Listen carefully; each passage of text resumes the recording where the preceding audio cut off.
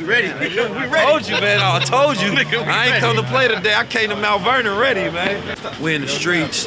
We looking for property to buy. We looking for people to connect what we doing. You understand me? Like my brother, my son said, it ain't to spin the block, it's to buy the block. We can't destroy our neighborhood, but when we own it, then guess what? We'll protect it. Now it's takeover season. How can we expand this model all across Black America? If we take some of the most downtrodden, dangerous, criminalized neighborhoods on the planet Earth, we can educate the people, we can give them a game, we can pull together collective resources and economics. The education is the key component because most people don't realize what they can do together. We ain't worrying about the state budgets, it's the people's budget. We literally out here in the streets and the hoods of America right now, goddamn going door to door, looking at the empty lots, looking at the vacant buildings, and reimagining what that neighborhood could be. That means that we gotta reimagine what we spend our money, start investing in collectively, and watch the world change. That's just the way it works, B. I've been everywhere through New York, you know, from Manhattan to Brooklyn to Queens, all the boroughs. You know, I'd never been to Mount Vernon. So when we got with Justin Combs and he wanted to go back to his hometown to see what we can do to really add value to Mount Vernon. We first went to the high school he went to. This is Memorial Field, the football field for Mount Vernon High School, and the Pop Warner team called the Mount Vernon Razorbacks. Shaq and I played here since like 6, 7 years old, and it wasn't renovated until I think this year. So when you played it, it didn't look like this. The stands, everything was just different? It was pissy in the stands. Yeah, like it's like night and day what it looks like right now. The school, what was the majority race of the school? Nah, it's like black for real, just black Jamaican. Word. Yeah. You know, it's crazy. I was hearing Deion Sanders talk about how in order to get like the top tier athletes, you got the facilities, like how important it is. Yeah. How big it was for Jackson State to be able to renovate their facility, and he knew he would be able to bring in better athletes to the black college. So it's major that they was able to get this done over here, and I think that kind of leads to that conversation of why we need economics to be able to do these type of projects. You know what I mean? Yeah. Cause y'all was saying, what's the brother's name who helped push this? Tyree Wilson. Tyree Wilson. The county legislator. See? He also played on this field too. Word. Yeah. And we all played together. Is the word empathy? Like someone who... Empathy, you know what I'm saying? Somebody who knows what it's like to be here, and not every city has that. Yeah. But shout out to a brother. That's the importance of putting people in place too. Mm-hmm. But I see why. That's the importance of voting, getting somebody like him in. But yeah, we gotta do this in every city. So we're on a mission to go in our communities, find out who owns it, buy it. We're qualified to accept investments, so we're trying to encourage people to understand real estate investing, put our money in the pot and buy our community. So we did that in Chicago. We got a nice portfolio in Chicago, but we just bought a building for $1 million. We paid it off. It's a big 34 unit, but it's showing people like, yo, this is the block that it was abandoned. Yeah. You know what I'm saying? Some slumlord owned it. We bought it, we about to fix it up, and we just want to do that everywhere. Mm-hmm. But that's the mission, man. So when you said this, and Fa told me, it was like, man, we gotta show what could be done in our communities. You know what I'm saying? Either if it's city money, and if it ain't city money, our money. You know what I'm saying? Put our money together and do it. And then also too, like this field kept a lot of like, you know, young kids out of trouble, just coming and playing sports and stuff. So this looking like this can, you know, motivate more kids that like, you know, want to come and be on this field.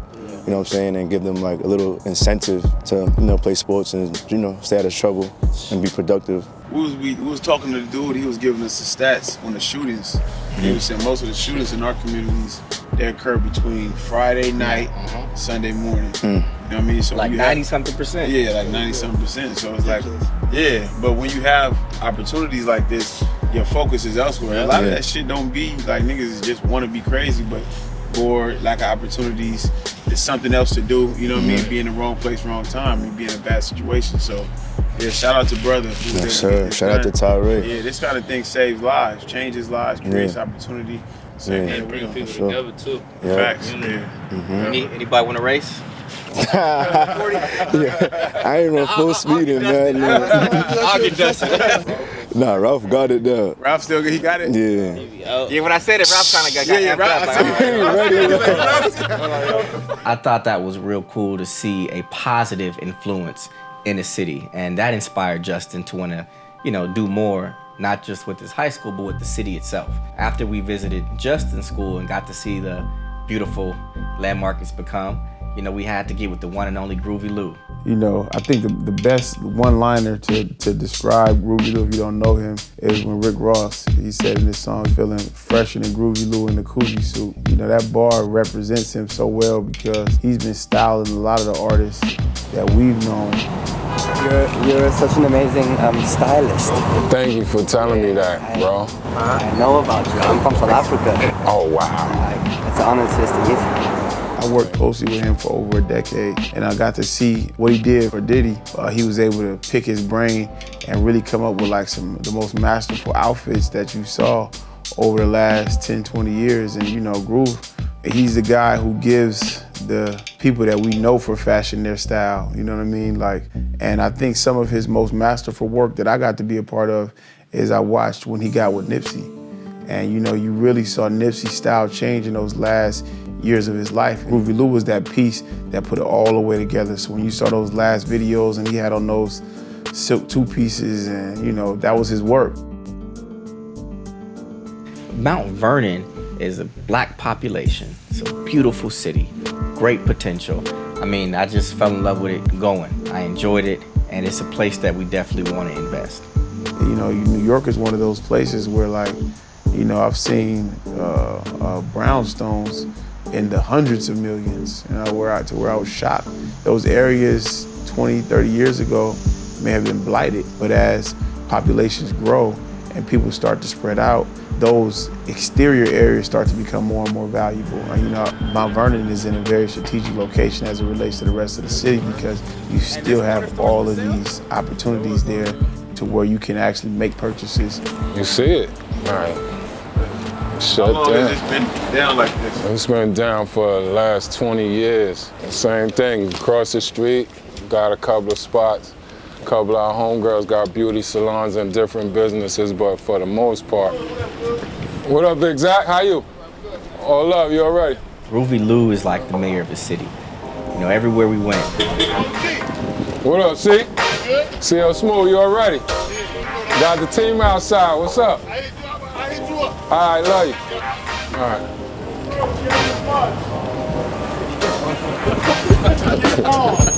Hey, yo, B, what up? What up, cousin? People honked their horns, pulled over to shake his hands. Partnering with a brother like that is important because you're not just partnering with somebody who wants to make money. You're with somebody who really wants to see the improvement of this community. You know, he's a man of the people. And it's a man like that, you know, who we're proud to work with, to learn from, learn how we can add value to the beautiful city of Mount Vernon. The kids. So 3rd and 3rd is this, Rue. The most notorious block in Mount Vernon history. 3rd Street and 3rd Avenue is where the most deaths occurred in Mount Vernon history. From all angles, like this block is the block between 3rd and 4th Street. Why was this block so hot? I think this where the most drugs was being sold, the most people stood out, the most people was on these corners right here between these two blocks. Yeah, this block right here, bro. That shit was crazy. Problem. You can't walk through here like that. Nobody can just walk through here like that. One of the things that's always attracted us is when you have these areas that are sitting either right next to or right inside of an economic hub, but then you also have a lot of dilapidated properties and real estate opportunities. Yeah, so this shit just sitting. This shit just sitting. What, you buy it and build something on it? Yeah, Groove, I say we look at a project, man. I say we see something that we think could make a good, you know, message, symbol. It could be something like this, in the house, it could be a corner. Let's have a couple options. And this one about to be foreclosed on, right? Or foreclosed? This white auction deal probably coming up in like 2 weeks or some shit. Yeah. So I know the mayor was supposed to put us in tune to the Mount Vernon real estate people that handles the city hall stuff. Really? Yeah, and then they can let us know what exactly is going on with the properties we showed them. A lot of times that's the cheapest way to go to the city. Yeah. They want somebody to build. They want, exactly. Yeah. They don't want their cities looking like this. I remember at one point they were selling like properties for $1. Yeah. Now you go down.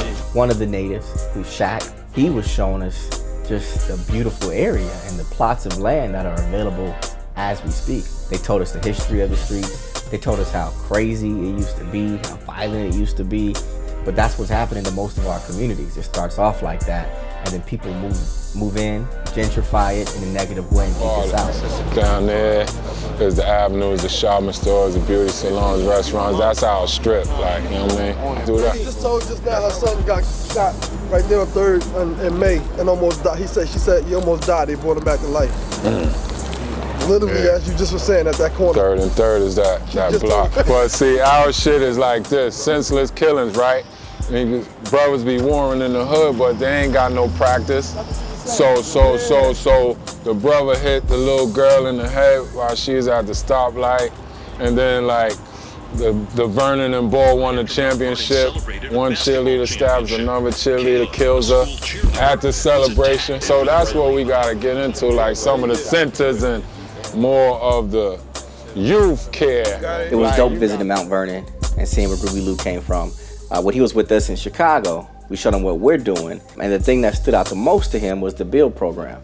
And as you know, the BUILD program is young brothers who we move in homes, teach them the trades, and provide jobs. Man, one of the most amazing parts of the day, it was the BUILD program. Being taken out of different cities to come to Chicago to get their license. And I would like to see more brothers join, and I would like to bring some brothers from my community so they can learn as well. They have a program in Chicago where they took youth out of LA, the inner cities, put them in a program to learn construction.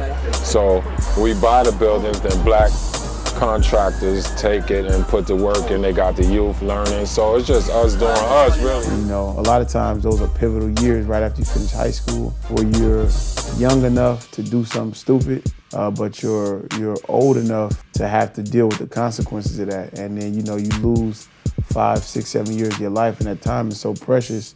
Even if it's not losing that time going to prison, you may just lose that time being unproductive, sitting around because you don't know which direction to go. You know, when there's economic stress and you have communities that suffer from like lack of opportunities, then people start to get the attitude of like, I gotta get it how I can, however I can.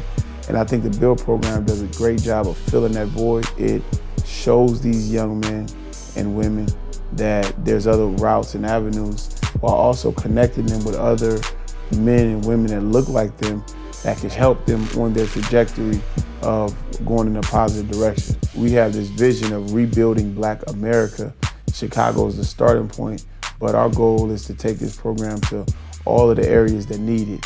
And I think what better places to start at than places that are personal to us, places that are personal to those that are around us that really need it and will really benefit from it. So overall with Mount Vernon, very inspired. I learned a lot. It was better than I expected. I'm glad we was invited by Justin Combs and Groovy Lou. Excited what the future holds for it. We want to go back. We have some meetings. We're really going to look to see what we can do to bring value and add and start to build in the city of Mount Vernon.